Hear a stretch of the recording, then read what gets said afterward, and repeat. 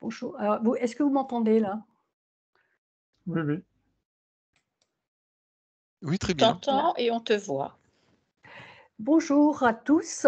Eh bien, bienvenue dans cette nouvelle visioconférence que nous organisons donc tous les mois dans le cadre du groupe Élucité, le groupe qui a été créé à l'occasion de la présidence française du Conseil de l'Union européenne. Donc, ce mois-ci, nous allons nous intéresser au numérique et aux usages du numérique. Et pour ce, nous avons 2 experts qui interviendront, l'un après l'autre. Tous 2 sont chargés de mission dans une délégation académique au numérique éducatif, une DAN. Donc on va commencer avec, Jean-Sébastien Barboteux. Jean-Sébastien, je vous laisse vous présenter. Bonjour, Jean-Sébastien Barboteux, chargé de mission ENT à la délégation académique au numérique de l'Académie de Versailles. Bonjour, donc Elisabetta Pacini. Moi, je suis à la base enseignante d'italien. Je suis encore en établissement, donc dans un lycée du centre-ville de Toulouse. Et je suis à mi-temps chargée de mission à la DRAN, maintenant c'est à la direction régionale du numérique éducatif de Toulouse, et où je m'occupe en particulier justement de la certification des compétences numériques des élèves. Voilà, et je suis ambassadrice eTwinning depuis quelques années, parce que voilà, je ne peux pas travailler en tant qu'enseignant sans faire des projets eTwinning désormais.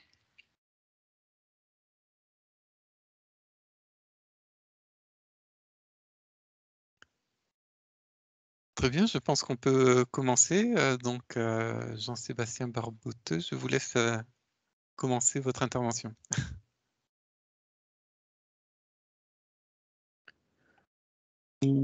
Voilà, donc je viens de partager mon écran, vous devez voir mon écran maintenant.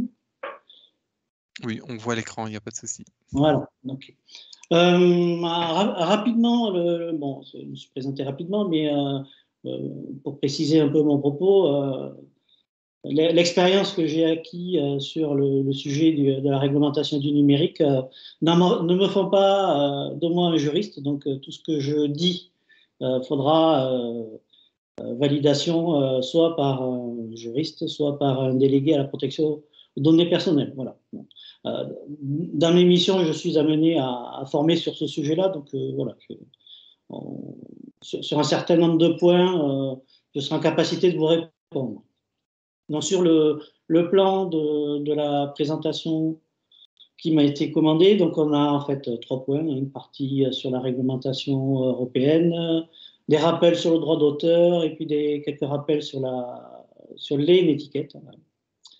Donc peut-être dans un premier temps, ce sera une des rares diapositives où il y a beaucoup de texte. Donc en fait là, je vous rappelle la définition d'une donnée à caractère personnel.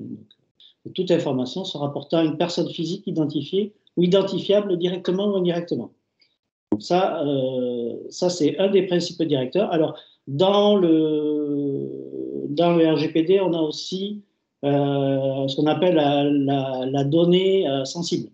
Donc, la donnée sensible, dans la catégorie des données sensibles, on retrouvera les données de santé notamment. Voilà. Donc là, nous, on traitera essentiellement de sujets qui sont adossés à nos missions d'enseignants, qui sont l'utilisation des données à caractère personnel.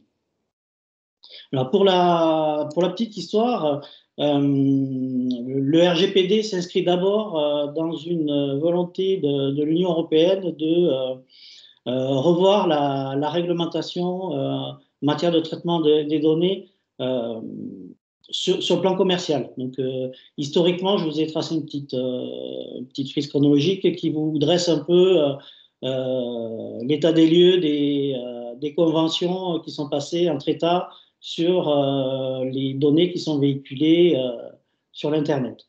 Donc, un des premiers traités qui a été mis en œuvre était en 98, Safe Harbor. Le dernier mis en œuvre a été mis en œuvre en 2016 et a été abrogé en 2020. C'est le Privacy Shield. Et puis récemment, on a eu quelques événements sur Brexit. Alors, côté RGPD, le Brexit ne remet pas en cause ce qui a été négocié avec les Anglais. Donc, dans tout ce que je vais vous dire, les services qui sont hébergés en Angleterre valent comme s'ils étaient hébergés en Europe. Ça, c'est un petit détail. La CNIL a émis un avis là-dessus. Je vous mettrai en lien dans la cytographie toutes les références dont je vais vous parler. Donc ça, c'était pour la partie des traités commerciaux. Ensuite, en fait, tous ces traités européens ont des retranscriptions dans les lois françaises. Donc en fait, tout ce qui a eu lieu sur les lois qui sont en rapport avec le numérique, donc là, je vous ai mis quelques points importants, hein, la naissance de la CNIL, la loi pour la confiance numérique, la date VSI, la création de l'ADOPI, la loi pour la République numérique, et puis je ne vous ai pas mis, mais on a d'autres lois qui sont arrivées qui modifient la réglementation de l'utilisation des services numériques en France. Alors, nous, dans l'éducation, on a une contrainte supplémentaire qui est en fait, dans le cadre de nos missions de service public, on a des obligations de par la nature de notre activité, puisqu'on est amené à aller sur Internet avec des mineurs. Et donc, depuis 2004, on a la publication d'un certain nombre de circulaires qui visent à réglementer un peu la façon dont on utilise Internet avec les élèves dans les établissements scolaires. Donc, les premiers textes sont parus en 2004 avec les textes en rapport avec le filtrage Internet, hein, le contrôle parental dans les établissements scolaires. En 2006, on a vu l'arrivée du référentiel. Alors, le SDET, c'est en fait le référentiel qui définit qu'est-ce qu'un environnement numérique de travail. Alors, les environnements numériques de travail sont déployés sur la quasi-totalité du territoire français dans le second degré. Alors, dans le premier degré, c'est un peu plus anecdotique, hein, c'est un peu plus compliqué. 2011, l'obligation du quai-texte numérique. 2013, la nouvelle loi d'orientation sur la refondation de l'école. 2016, le texte sur le Wi-Fi. Et donc, le RGPD vient modifier un peu tous ces règlements. Dans le code de l'éducation, ce que le RGPD a modifié peut-être, c'est un texte qui définit la majorité pour la création d'un compte pour un élève qui avant était à 18 ans et maintenant passe à 15. Donc il y a quelques petits textes qui viennent modifier un peu tout ça, mais globalement, pour les Français, le RGPD n'est qu'un ajustement d'un certain nombre de règles qui existaient déjà. Alors, ce n'est pas forcément le cas pour les autres pays de l'Union européenne où certains étaient un peu démunis, ce qui peut expliquer les écarts que l'on a entre la vision que nous, on a du numérique et des pratiques qu'on peut retrouver dans d'autres pays. Voilà. Donc ça, c'est culturellement, on a beaucoup d'avance sur ces pratiques-là par rapport aux autres pays. Et puis, on a surtout un outil qui n'existe pas ailleurs, qui est l'espace numérique de travail. C'est un ensemble de services qui n'existe qu'en France. Alors, le RGPD, dans la modification qui a été faite de la loi, a en fait enlevé quelques missions à la Commission informatique et liberté, puisque maintenant, la Commission informatique et liberté n'est plus qu'autorité de contrôle. Donc ça, il faut le savoir, hein, la CNIL n'a pas besoin de mandater un juge pour faire un contrôle sur un traitement informatisé. Donc elle est complètement autonome. Donc ce qui a disparu côté CNIL, c'est quelque chose qu'on faisait avant, qui était une déclaration CNIL, puisque la CNIL était autorité tierce pour les établissements scolaires. Maintenant, c'est plus le cas. Maintenant, en fait, le responsable du traitement des données à caractère personnel, en fait, ça va être le chef d'établissement dans le second degré, le DAZEN pour les écoles, et pour les services du rectorat, ça sera le recteur ou la rectrice. Donc, c'est le responsable du traitement qui est en responsabilité sur la bonne mise en œuvre de tous les outils numériques qui font des traitements de données à caractère personnel. Alors, on va retrouver également une nouvelle fonction. Alors, cette fonction, elle existait dans l'ancienne réglementation. On appelait ces gens des CIL, des conseillers informatique et liberté. Donc maintenant, on voit la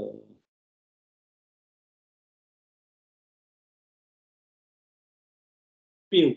Alors, DPO, c'est la dénomination anglo-saxonne, hein, c'est délégué à la protection des données et data protection officer.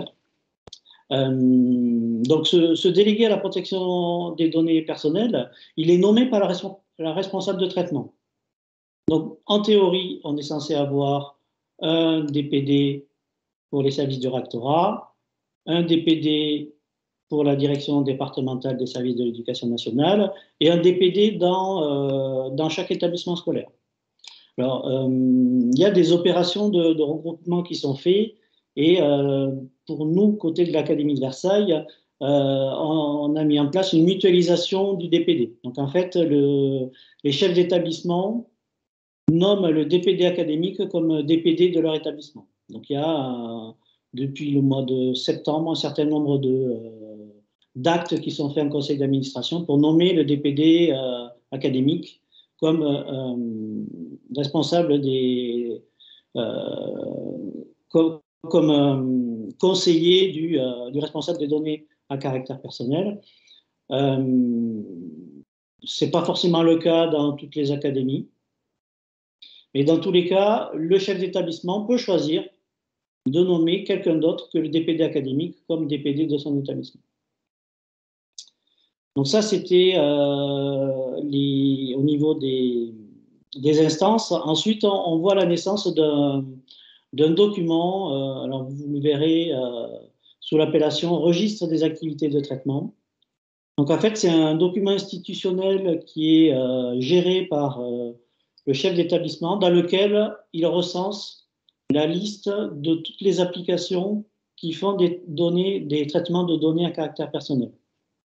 Dans le registre des activités de traitement, c'est en train de se mettre en place. Alors nous, sur l'Académie de Versailles, on a un outil académique qui permet de simplifier tous ces enregistrements, mais normalement, on doit, le chef d'établissement, à chaque fois qu'il va mettre en œuvre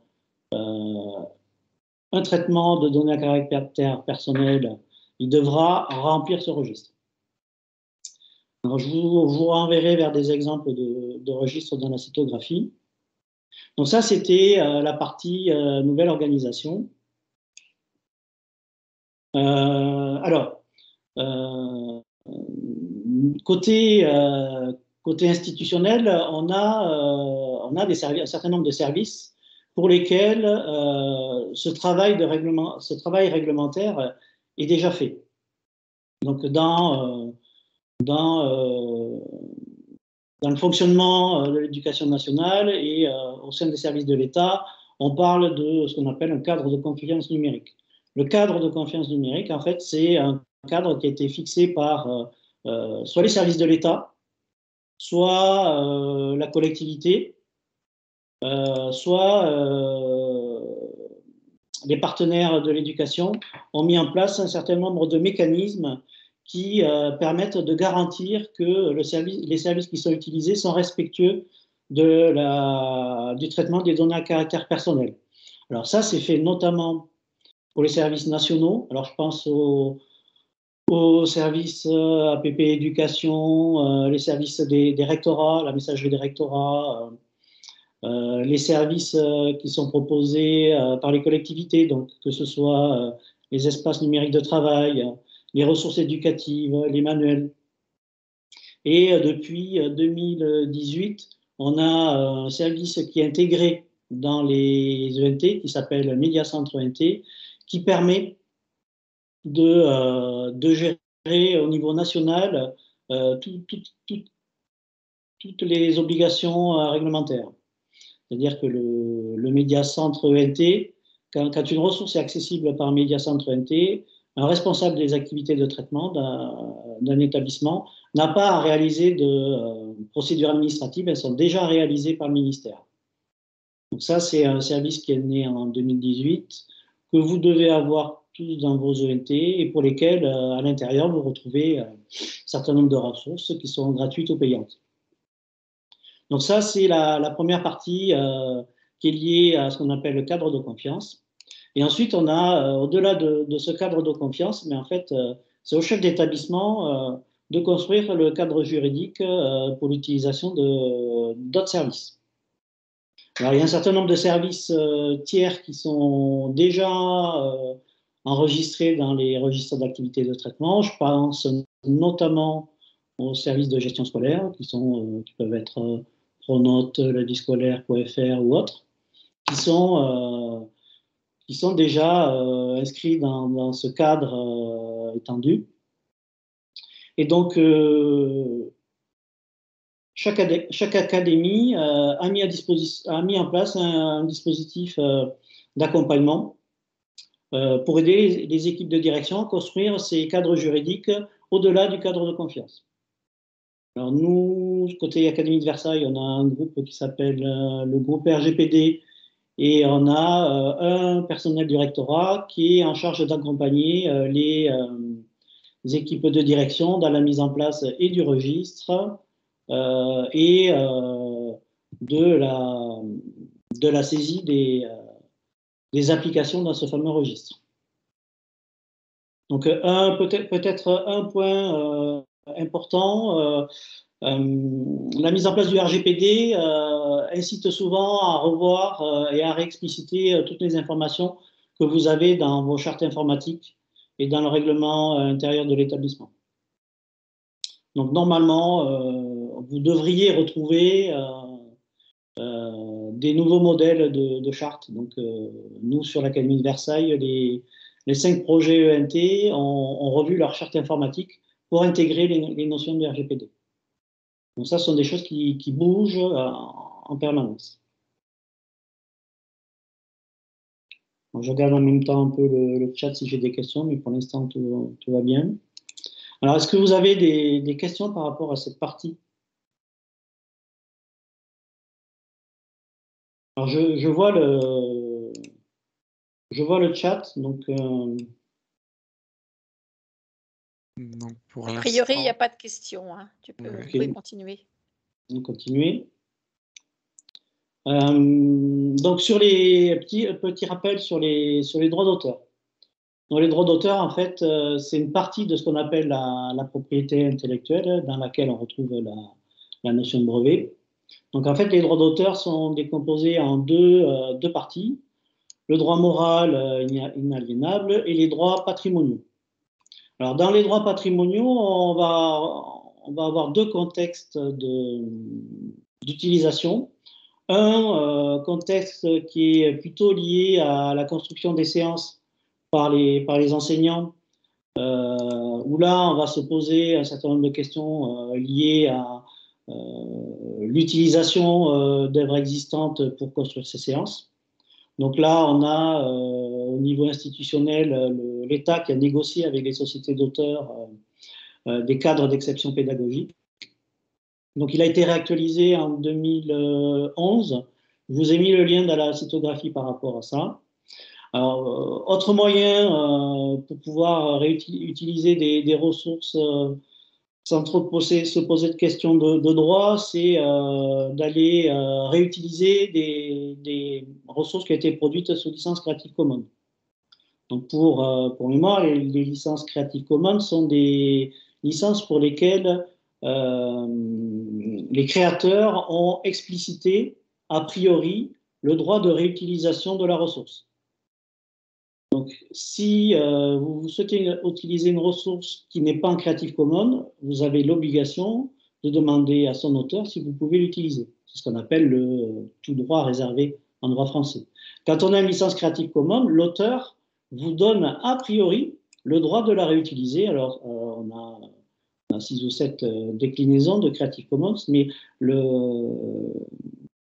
les ressources publiées en Creative Commons permettent une réutilisation plus facile, puisqu'on a le droit a priori de réutiliser, tout en conservant bien sûr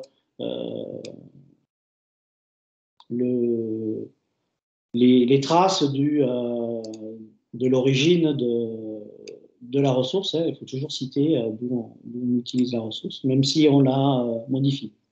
Et ensuite, on a, alors ça, on le fait, on n'y pense pas, mais la SACEM et les sociétés d'auteurs proposent des licences adaptées pour l'usage scolaire. Alors, je pense notamment à l'utilisation de la musique dans le cadre de podcast.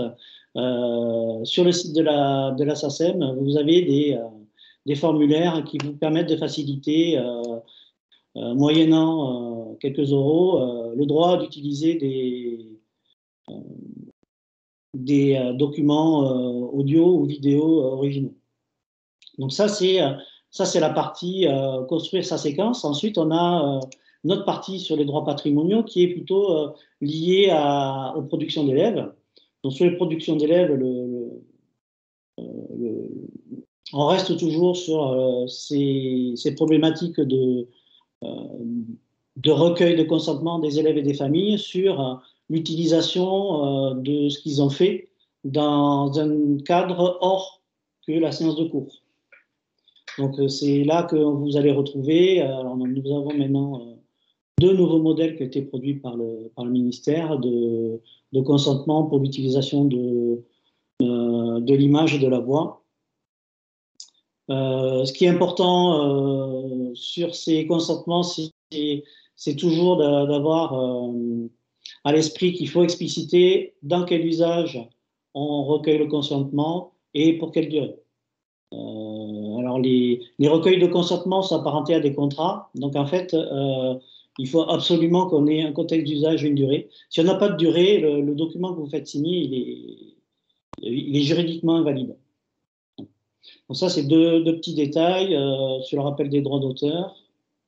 Je ne sais pas si vous avez des questions. Je ne vois pas de questions.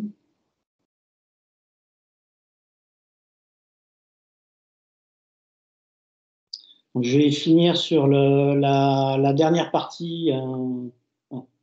J'ai Blandine et Karine qui sont en train d'écrire. Alors, j'ai une question de Karine. Est-ce que l'autorisation pour l'année est faite en cette convient pour toute activité de l'année? Eh bien non, en fait. On doit spécifier le contexte. Donc, si c'est un projet de classe, on spécifie le projet de classe. Si c'est une sortie scolaire, on spécifie la sortie scolaire. On n'a pas le choix. On n'a pas le choix, on est obligé d'expliciter l'usage.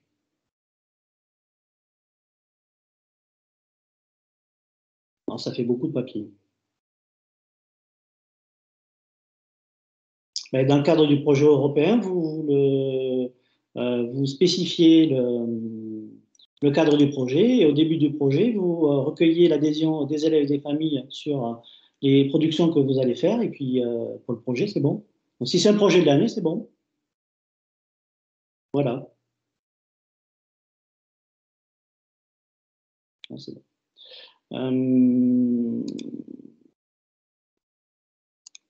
Sur la partie étiquette. Alors en fait, à une époque, la étiquette était relativement simple. On avait les messageries, les forums.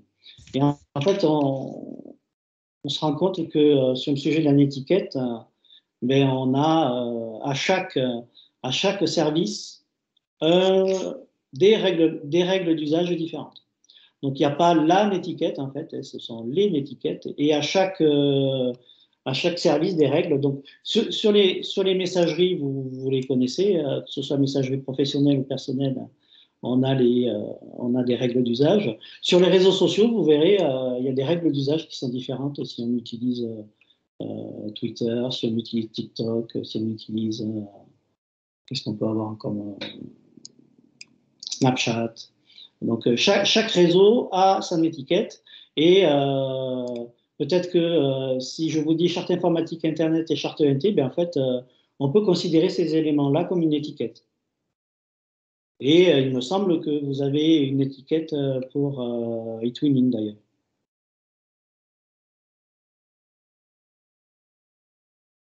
Donc voilà, ça c'était mes 3 points sur lesquels on m'avait commandé quelque chose. Alors, je vous mets peut-être juste à la fin une petite infographie qui a été développée initialement par l'Académie de Montpellier et qui a été modifiée par l'Académie de Versailles, par notre DPD, qui décrit le process de mise en œuvre du traitement de données à caractère personnel pour une application. Donc là, vous avez tout un chemin avec un certain nombre de questionnements. Voilà. Alors, on n'a pas beaucoup de questions effectivement dans le chat, mais certaines questions ont été posées en amont, c'est-à-dire lors de l'inscription, dans le formulaire d'inscription. Et donc, peut-être qu'on peut essayer de répondre à quelques-unes d'entre elles. En particulier, comment allier éducation au numérique et usage responsable du numérique? Et surtout, qu'est-ce qu'un usage responsable du numérique? C'est quelqu'un qui posait cette question. Ah. Alors en fait, un usage responsable, c'est un usage en pleine conscience des responsabilités que l'on a. Donc en fait, si je devais résumer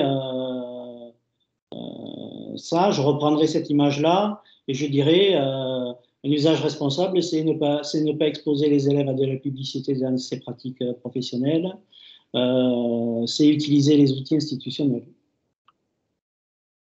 Et après, si on veut utiliser les réseaux sociaux, il faut se protéger par un certain nombre de règles. Et voilà, je résumerai comme ça. Alors, une question qui est un tout petit peu voisine. Donc, des partenaires Erasmus+ et eTwinning utilisent WhatsApp, Facebook, Instagram lors et pour des échanges et interactions. Est-ce possible en respectant les règles RGPD? Qu'en est-il de Genially et des applications Google? Alors, concernant les applications Google, c'est clair, c'est non, puisque les données partent aux États-Unis. Donc, si on utilise les services Google ou Microsoft pour des productions individuelles et pour des échanges individuels avec les élèves, c'est non. Après, il y avait d'autres exemples. Genially, a priori, nous, il y a le DPD de Bordeaux qui a émis un avis là-dessus. Donc, pour présenter des ressources en formation, oui, mais pour des usages en asynchrone, ça pose des difficultés puisque Genially utilise le service Google Analytics et donc les IP qui sont. L'IP, c'est l'adresse Internet de l'ordinateur qui est utilisée pour consulter la ressource. Mais cette adresse est une donnée à caractère personnel et cette adresse part aux États-Unis. Donc en fait, Genially, avec les élèves dans l'établissement, c'est l'IP de l'établissement qui part. Et si c'est une ressource qui est utilisée en asynchrone, ça pose souci. Alors, donc, là, il y a une question, excuse-moi, Genially pour des réalisations collectives, donc non en fait. Moi, mon DPD m'a dit non. Alors, je ne sais pas ce que dira le DPD de l'Académie de la collègue qui posait la question. Après, sur le... Alors, la question de Afida est intéressante, hein, puisque tous les services Google ne respectent pas les données à caractère personnel. En fait, quand un service Internet déclare respecter le RGPD, il déclare ce qui fait des données à caractère personnel. Ça ne veut pas dire que quand un service est déclaré conforme RGPD, il est conforme au Code de l'éducation nationale. Ça veut dire qu'on a plein de services qui sont conformes RGPD, qui peuvent être utilisés dans l'Union européenne, mais comme il y a des traitements informatiques pour lesquels on fait du marketing, on ne peut pas les utiliser avec les élèves. Alors, qu'en est-il des applications Kaut et Quizlet? Alors, de mémoire, si on utilise Kaut en passant par le médiacentre ONT, alors en fait, vous avez une clé qui est importante, que je vais reprendre, qui est... elle est où? Elle est où? Voilà. Ce qui est important, c'est que à partir du moment où vous utilisez un service qui passe par le médiacentre ONT, vous êtes sûr qu'en termes de données à caractère personnel, tout est réglé. Donc, avant de choisir d'utiliser un service, il faut regarder si ce service il est accessible par le médiacentre. S'il est accessible par le médiacentre ONT, il n'y a pas de souci. Si ce service n'est pas accessible par le médiacentre ONT, il faut faire tout un parcours pour aller vérifier que les données à caractère personnel ne s'en vont pas à l'étranger. Merci Jean-Sébastien, c'est très très très intéressant. Et c'est vrai qu'on voit que les questions affluent maintenant, qu'on aborde des sujets très concrets.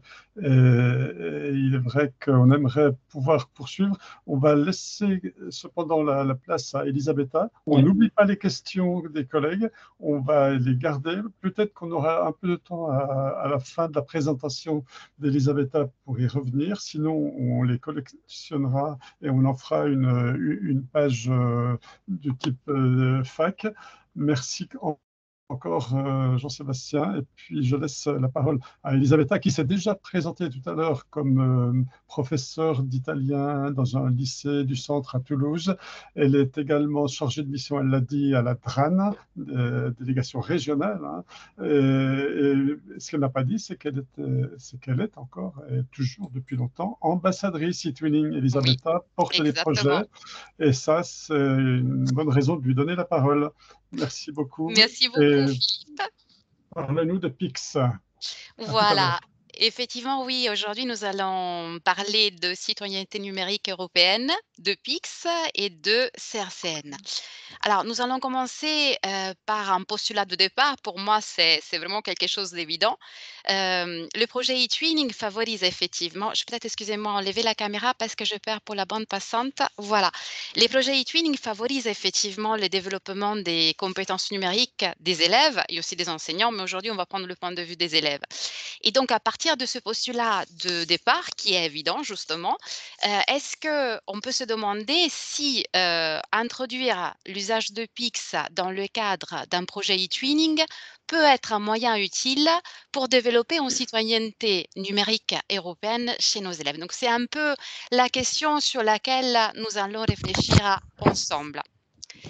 Alors, donc, pour avoir un peu une idée de votre connaissance, de votre familiarité avec PIX, alors j'ai un peu la honte, là je vous dis la vérité, je vous mets le lien dans le chat parce que je vais utiliser, un lien, un outil Google, mais bon, je ne vous demande pas de vous connecter, donc je ne pense pas que ça soit si grave. Donc voilà, je vous ai mis le lien dans le chat, vous pouvez cliquer dessus et ouvrir du coup une nouvelle fenêtre.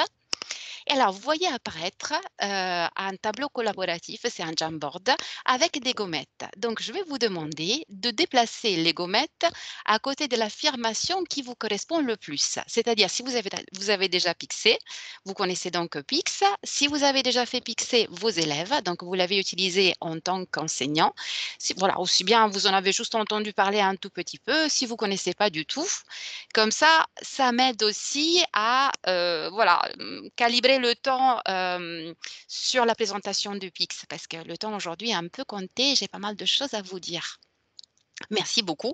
Je vois que les gommettes bougent rapidement. Alors, la majorité d'entre vous quand même connaît PIX, semble avoir utilisé, et quelques-uns d'entre vous, on en a entendu parler quand même. OK. Alors, je ne sais pas si tout le monde a pu le faire. J'ai quand même déjà une idée de votre profil. OK. Ben, je vous remercie beaucoup. Voilà, encore quelques gommettes. Voilà, parfait. Merci beaucoup. Donc, je reviens à ma présentation. Et alors, je vous dis ce que j'ai prévu aujourd'hui. J'espère que ça va correspondre à vos attentes. Alors, dans un premier temps, je vais vous présenter très rapidement Pix, d'autant plus que vous avez l'air quand même de le connaître. Qu'est-ce que c'est, comment ça marche la plateforme. Ensuite, je ferai vraiment un focus sur le CRCN, qui est le cadre de référence de compétences numériques.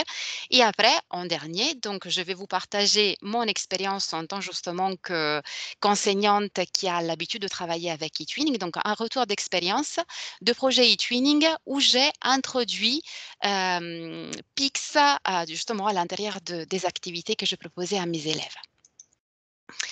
Alors, avant vraiment de vous parler de Pix, il m'a semblé intéressant de donner une définition de la citoyenneté numérique. Alors, j'ai pris justement la définition élaborée par le Conseil d'Europe en 2021. Et le premier élément important, c'est qu'il s'agit vraiment d'une nouvelle dimension de l'éducation à la citoyenneté, qui est fondamentale dans une société de plus en plus digitalisée et à l'intérieur de laquelle vivre dans une situation de difficulté face au numérique représente vraiment une exclusion. Et la pandémie du Covid-19, d'ailleurs, nous l'a bien démontré. Alors, cette nouvelle dimension de l'éducation à la citoyenneté a comme objectif d'apprendre à utiliser les nouvelles technologies numériques de manière efficace et positive, de façon à devenir des acteurs sociaux responsables et respectueux. En effet, la chose plus importante pour moi à souligner, c'est qu'aujourd'hui, nos élèves ont une certaine agilité dans l'utilisation du numérique. Voilà, avec Snapchat, Instagram, Facebook, ce que c'est, ils ont aucun problème.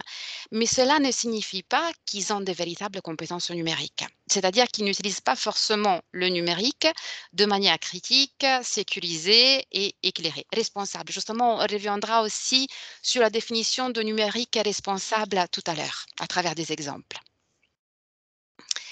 Alors, donc, première partie, ce que c'est Pix et comment ça marche. Alors, de manière très synthétique, Pix est un service d'État gratuit et public qui s'adresse à tout citoyen et qui est disponible à cette adresse-là, donc pix.fr. Pix a été initié dans le cadre du dispositif des startups d'État et plusieurs acteurs sont à l'origine de ces projets. Les plus importants, vous avez le ministère de l'Éducation nationale, l'enseignement supérieur, le CNED, le CNAM, etc., etc. Et alors, vous avez une vidéo qui explique très bien comment Pix marche. Alors, je n'ai pas le temps justement de vous la montrer aujourd'hui, mais vous pourrez la regarder en autonomie. D'ailleurs, je ne vous l'ai pas dit quand on a commencé la présentation, mais alors, dans ce que je vous ai préparé, il y a des activités interactives. Donc, je n'aurai pas le temps de le faire avec vous, mais justement, vous aurez accès à ce diaporama dans le groupe EduCité, donc vous pourrez le faire en autonomie si vous le souhaitez. Également, cette vidéo, elle vous sera mise à disposition. Alors, donc, tout le monde peut s'entraîner sur Pix pour développer ses compétences numériques et passer une certification. Et alors, dans le milieu scolaire, Pix a une déclinaison particulière sur laquelle aujourd'hui, malheureusement, on n'a pas le temps de s'attarder. Donc, Pix en milieu scolaire, finalement, s'appelle Pixorga et c'est vraiment une plateforme qui est liée à Pix, mais indépendante, qui sert justement à proposer des parcours Pix aux élèves. Alors, donc, dans la vidéo, on montre bien que les caractéristiques fondamentales de Pix, qui sont les suivantes et qui font de Pix un outil vraiment innovant et de mon point de vue efficace. Alors, Pix, il s'adresse donc à des adultes, à des élèves, à des étudiants, et il propose des défis ludiques et pratiques, c'est-à-dire qu'on est mis en situation pour résoudre des problèmes concrets. Et en plus, ce qui est vraiment très intéressant, c'est que Pix est construit à partir d'un algorithme agile. Donc, ça veut dire que les tests qui sont proposés sont vraiment personnalisés. L'algorithme s'adapte en temps réel au niveau de l'usager. De plus, c'est un outil d'auto-formation car toutes les 5 questions, Pix marque un temps de pause et des tutoriels sont proposés pour approfondir un thème ou comprendre là où on s'est trompé. Et on peut également s'arrêter et reprendre lorsqu'on le souhaite sans perdre tout le travail qu'on a déjà fait. Donc, on peut vraiment progresser à son rythme. Donc voilà, c'est un outil vraiment qui est innovant, surtout voilà, pour moi dans le cadre de l'éducation nationale, surtout cette histoire d'algorithme agile est très innovant. Quelquefois, ça laisse les enseignants un peu perplexes, un peu craintifs aussi parce qu'on n'a pas le contrôle finalement. Les tests sont générés automatiquement par la plateforme. Et alors moi, je vous conseille vraiment de les tester si vous ne l'avez pas déjà fait, parce que voilà, c'est quand même important de monter en compétences dans le domaine numérique en tant que citoyen, en tant qu'enseignant, mais surtout, c'est intéressant de se familiariser avec la plateforme avant de proposer des tests, des parcours à nos élèves. Voilà donc pour la présentation de Pix. Qu'est-ce que c'est Pix aussi? Pix est en réalité l'outil d'application du CACN. Alors, le CACN, c'est un acronyme pour cadre de référence des compétences numériques. Alors, à l'échelle européenne, un référentiel de compétences numériques a été élaboré.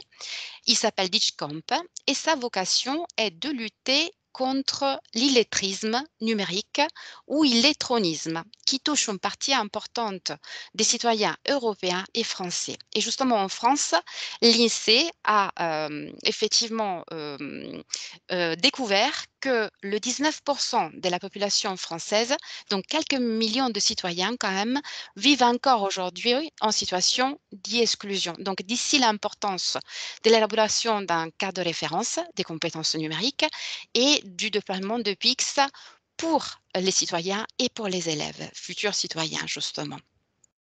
Donc, comme je vous disais, le DigComp tout simplement a été décliné en France pour le système scolaire français par le ministère de l'Éducation nationale, la jeunesse, l'enseignement supérieur, l'innovation, et il a pris le nom de CRCN.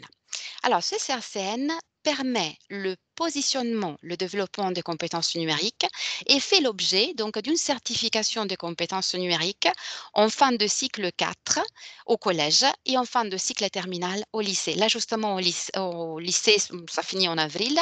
Au collège, ça a commencé depuis pas beaucoup de temps. On est en plein dans la certification des compétences numériques des élèves. Et donc, la certification PIX vient remplacer l'ancien brevet informatique B2I.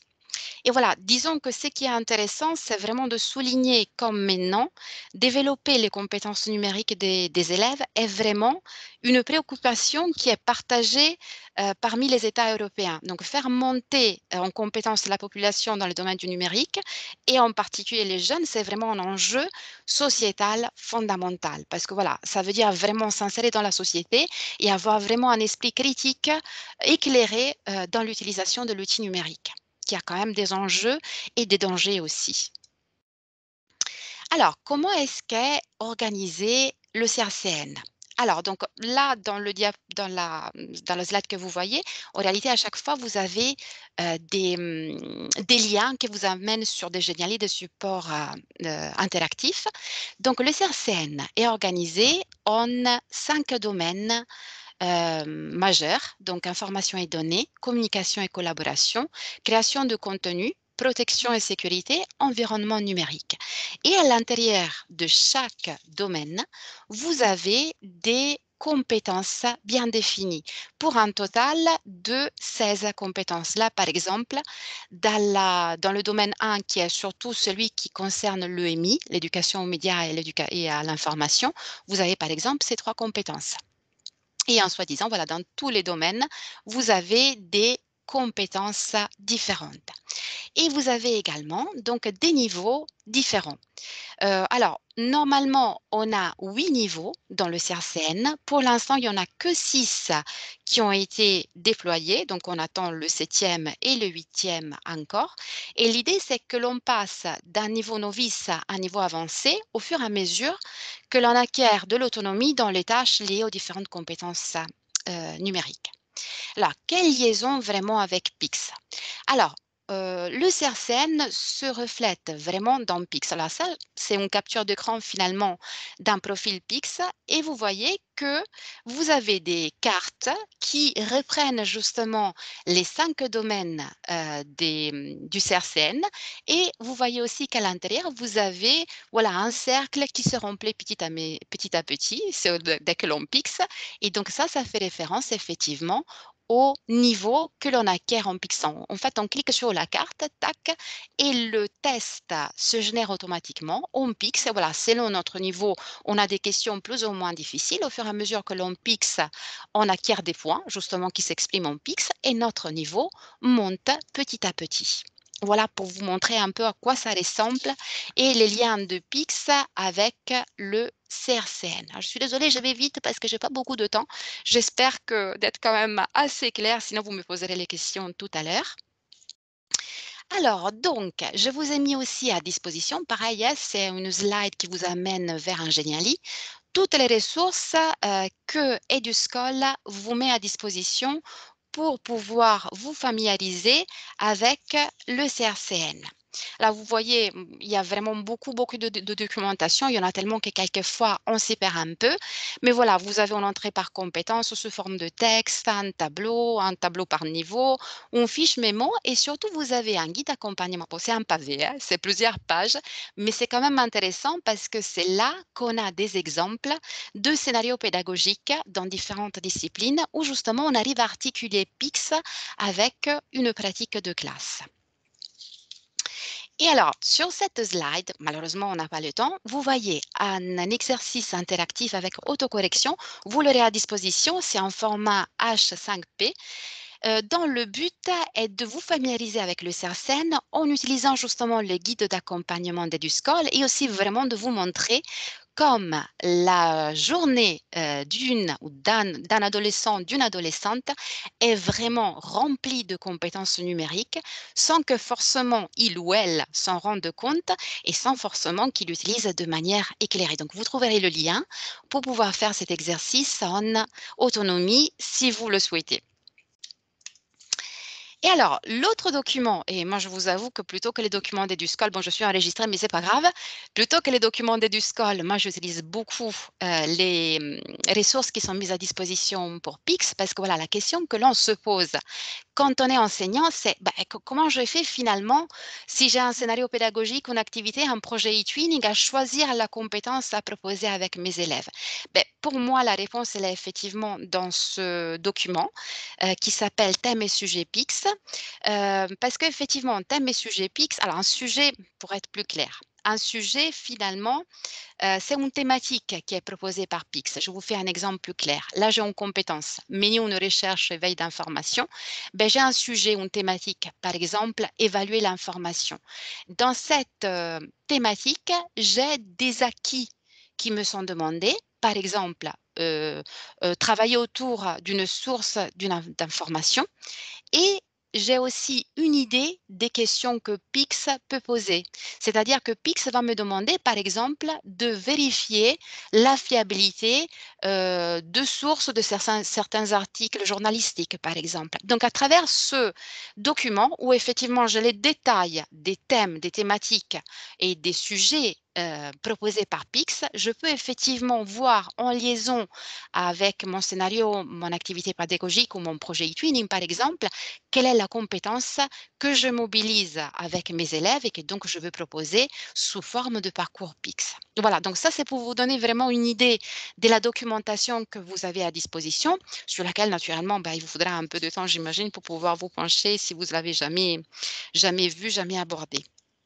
Et pareil, on n'a pas le temps, mais je voulais quand même préparer un petit exercice, un petit Learning App où vous retrouvez d'un côté la description d'un scénario pédagogique et de l'autre côté, vous retrouvez le CRCN et surtout les thèmes et sujets PIX. Donc, il s'agit de recomposer ce scénario pédagogique avec le CRCN et thèmes et sujets PIX justement pour pouvoir arriver à détecter petit à petit les compétences numériques que l'on peut mobiliser lorsqu'on utilise l'outil numérique avec nos élèves. Alors, donc à ces moments-là, pareil, le temps n'est pas suffisant pour faire tout ce que je voulais faire, mais ce n'est pas grave. Donc, on va passer à la troisième partie de cette présentation. Je vais vous partager tout simplement mon expérience d'enseignante d'italien qui mène des projets e-twinning avec des partenaires italiens. Alors, j'aurais voulu vous parler justement de 2 projets que j'ai menés à l'intérieur desquels je proposais des parcours PIX. Mais je vais devoir en éliminer un qui m'est particulièrement cher. Il s'agit du projet Vice-Versa, que j'ai mené en plein confinement avec mes élèves et dont le thème était l'inclusion. Mais voilà, sur cette slide, vous avez quand même une vidéo que j'ai tournée dans le cadre de mes missions à la DAN où je raconte vraiment dans les détails en quoi le projet consiste, comment j'ai pu introduire Pix à l'intérieur de ce projet eTwinning et surtout, il y a un retour des élèves qui ont utilisé donc eTwinning, qui ont participé à eTwinning et qui ont utilisé Pix, qui est très intéressant parce qu'ils adhèrent quand même à ce dispositif, aux deux mêmes dispositifs, eTwinning et Pix. Alors, c'est un grand classique, hein, mais j'ai fait des activités, par exemple, construire un logo en équipe binationale. Et pour faire cette activité, finalement, les élèves ont travaillé ensemble, donc ils ont collaboré. Collaborer, c'est en compétence du CRCN. Et ils ont produit, par exemple, des podcasts, ils ont produit des infographies interactives, des vidéos. Et donc, voilà, c'est une autre compétence du CRCN, c'est, par exemple, développer des documents multimédia. Donc, ce sont les deux parcours PIX que j'ai proposés à mes élèves dans le cadre de ce projet eTwinning. Voilà, alors dans ce projet-là, finalement, j'ai proposé des parcours PIX à mes élèves, plus concernant finalement un aspect technique, la manipulation de l'outil pragmatique de l'outil numérique. Mais j'ai un autre exemple là où finalement, on parle toujours de compétences numériques, mais on fait référence plus, comment dire, aux valeurs qui sont véhiculées par les compétences numériques. Alors, il s'agit d'un projet qui s'appelle Osiamo en italien. Et alors, c'est toujours un projet entre des partenaires français et des partenaires italiens. Le thème, c'est l'agenda 2030. Et l'idée, c'était de faire travailler toujours les élèves en équipe binationale pour qu'ils proposent des initiatives concrètes afin de sensibiliser la communauté scolaire sur la question du développement durable.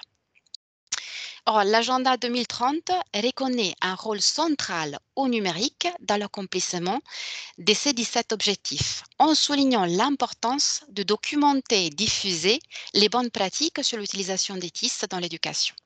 Alors, dans le cadre de ce projet, j'ai donc élaboré un scénario pédagogique en concertation avec la professeure documentaliste dans le but de sensibiliser les élèves aux enjeux du numérique d'un point de vue environnemental et citoyen, justement. Donc là, on rentre un peu dans le vif, justement, de la question de la citoyenneté numérique européenne et aussi du numérique responsable. Parce qu'effectivement, l'aboutissement de ce scénario a été la production de jeux pédagogiques en langue italienne à destination des partenaires transalpins sur le thème d'un usage éclairé et durable d'Internet. Donc, il s'agit effectivement de tout ce qui concerne l'empreinte écologique, c'est un aspect dont on ne parle pas assez, la cyberviolence, l'hyperconnexion, les fake news, l'e-sécurité, la protection des données. Donc, on se relie aussi un peu à la question du RGPD. Et donc, nous sommes en plein dans le travail autour d'une citoyenneté numérique européenne. Mais voilà, là, finalement, c'est tout ce qui est domaine 4 du CRCN, le numérique responsable et la citoyenneté numérique européenne. Et donc, finalement, j'ai proposé ces parcours-là, tout le domaine 4 du CRCN sur Pix, mais j'ai pris vraiment leur contenu finalement. Et ça a bien nourri finalement la réflexion des élèves pour élaborer les productions avec les élèves italiens. Donc pareil, là sur cette slide, vous retrouvez les liens vers le TwinSpace si vous avez envie de voir ce que ça a donné. Il y a une page aussi sur le site de la DRAN de Toulouse qui présente le projet parce que c'était dans le cadre des trams l'année dernière. Et vous avez aussi une fiche du base où vraiment le scénario pédagogique est décrit dans le détail si vous avez envie de voir voilà, à quoi ça ressemblait ce projet. Voilà, donc moi j'arrive à la fin, j'ai couru. Du coup, je ne suis pas sûre d'avoir été claire, j'espère que oui. Mais du coup, voilà, j'écoute vos questions. Et c'était vraiment surtout une réflexion, vous partagez ma réflexion et mon expérience de manière totalement modeste. Ce n'est pas du tout des modèles à suivre, c'était vraiment un partage d'expérience. Merci beaucoup, Elisabetta. C'était très clair et je crois qu'on peut te féliciter de cet esprit de synthèse dont tu as fait preuve et te remercier pour nous mettre à disposition tes documents et tout ce que tu as proposé. Il y a une question à laquelle tu vas pouvoir répondre. Jean-Sébastien a déjà un petit peu répondu. C'est Karine qui pose la question sur savoir si PIX existe finalement, si c'est la même chose partout en Europe. Tu peux peut-être nous répondre par ailleurs par rapport à l'Italie déjà. Est-ce qu'il y a des certifications PIX en classe terminale dans les autres? Alors, à ma connaissance, non, effectivement. Il y a ce DIGCOMP qui fait, comment dire, référentiel universel, mais la France, effectivement, a décidé d'adapter ces référentiels vraiment dans une optique nationale, mais c'est vraiment quelque chose qui concerne la France parce que justement, quand j'ai mené le projet avec les élèves italiens, ben, finalement, j'ai entre guillemets pas triché, mais bon, j'ai quand même proposé les parcours PIX à mes élèves en passant par pix.fr parce qu'ils ont pu quand même se connecter, mais eux, ils n'avaient pas un outil qui pouvait faire ce type de travail-là. Alors pour compléter la réponse également, il existe d'autres systèmes de certification. Enfin, je ne sais pas si c'est vraiment des certifications, je ne connais pas assez bien le domaine, mais en tout cas, on a un autre dispositif qui s'appelle Selfie au niveau européen. Donc nous, on ne va pas l'utiliser puisqu'on a Pix, bien sûr, mais il existe d'autres dispositifs en tout cas. Alors, j'en ai entendu parler. Alors, je suis jamais allée regarder vraiment de près. Je ne crois pas que ce soit quelque chose justement de certifiant, comme c'est le but de Pix, effectivement. Mais bon, il faudrait effectivement approfondir et aller regarder plus dans les détails. Pour compléter, je suis déjà allé voir Selfie. C'est un outil de diagnostic d'établissement. Donc, c'est pas un outil d'évaluation au sens PIX. Mais c'est un outil qui est connexe et qui peut permettre de faciliter l'état des lieux sur les pratiques des familles, des élèves, des profs. Donc, c'est plus dans une optique diagnostique finalement, tandis que PIX, effectivement, il y a le diagnostic, mais aussi vraiment le souci de développer et en développant après de certifier. Et c'est vrai que cette volonté nationale française est née vraiment aussi de la question de l'illectronisme. C'est vraiment un problème qui a explosé lors du Covid, mais dont on avait déjà pris conscience auparavant. Et la France, vraiment, selon l'enquête de l'INSEE, n'a pas une position vraiment très, très positive au niveau européen, au niveau de maîtrise des compétences numériques, que ce soit pour la possibilité d'accès au matériel informatique et de la connexion, mais aussi vraiment dans l'usage de l'outil numérique. Voilà. Après, il y aurait la question aussi, je ne sais pas s'il y a d'autres questions des collègues, parce que voilà, j'en ai pas parlé parce que le temps est limité, mais voilà, bientôt les enseignants aussi passeront une certification PIX. Même nous, voilà, dans notre métier, on va nous demander effectivement de maîtriser de plus en plus l'outil numérique pour favoriser justement, je ne sais pas, la gestion de l'hétérogénéité de la classe. Voilà, vraiment l'outil numérique comme levier de l'apprentissage des élèves. Donc effectivement, PIX concerne pour l'instant les élèves, mais c'est quelque chose bientôt qui va concerner aussi les profs. Et on peut élargir aussi, tu me dis si je me trompe, Elisabetta, que PIX concerne tous les citoyens et que Pôle emploi est déjà sur la question, que les recruteurs vont aussi demander de plus en plus des certificats. De plus en plus. Oui, de plus en plus, oui. Effectivement, les centres de certification PIX commencent à se multiplier et effectivement, c'est quelque chose qui va devenir vraiment courant, surtout pour les demandeurs d'emploi. Voilà, effectivement, c'est quelque chose qui va faire partie de leur CV, quoi, finalement. Et pour les enseignants, je précise justement, on aura justement un parcours, vraiment quelque chose qui concerne PIX, le même PIX que tout citoyen et que nos élèves ont, mais on aura vraiment de parcours PIX visé, adapté au métier d'enseignant. Donc, ça s'appelle le CERCEN EDU, qui est en phase d'expérimentation et qui va être déployé à partir de l'année prochaine. Voilà, donc on a vraiment un référentiel en enseignement. Et qui remplacera donc le C2I2E. Et oui, alors pour les stagiaires, effectivement, pour les stagiaires et les néo-titulaires, donc pour les MEF 1, MEF 2, ça va remplacer le C2I2E. Et après, même les collègues titulaires, ils pourront le passer sur la base du volontariat.